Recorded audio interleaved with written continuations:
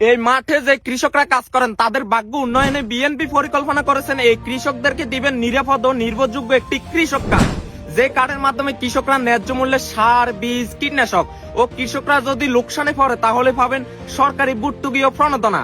আরো পাবেন কৃষকরা ন্যায্য মূল্যে কৃষি যন্ত্রপাতি ক্রয় করার সুবিধা ও স্বল্প ব্যয়ে সেচ সুবিধা। দ্বিতীয়ত, আমরা দেখি কৃষকরা যদি ব্যাংকগুলো থেকে ঋণ নিতে যায় তাহলে পড়তে হয় নানান ঝামেলায়, কিন্তু এই কৃষক কার্ড যদি কৃষকদের হাতে থাকে তাহলে পাবেন সহজ শর্তে কৃষি ঋণ ও পাবেন কৃষি বীমার সুবিধা এবং কৃষকরা পাবেন ন্যায্য মূল্যে কৃষি পণ্য বিক্রয় সুবিধা। তৃতীয়ত, এই কার্ডের মাধ্যমে কৃষকরা পাবেন কৃষি বিষয়ক প্রশিক্ষণ ও আমরা দেখি হঠাৎ আবহাওয়া খারাপের কারণে কৃষকদের ফসলি জমি নষ্ট হয়ে যায়, তাই এই কার্ডের সুবিধা অনুযায়ী কৃষকদের মোবাইলে অগ্রিম চলে যাবে আবহাওয়ার তথ্য ও বাজার তথ্য এবং মোবাইলের মাধ্যমে ফসলের চিকিৎসা পাবে।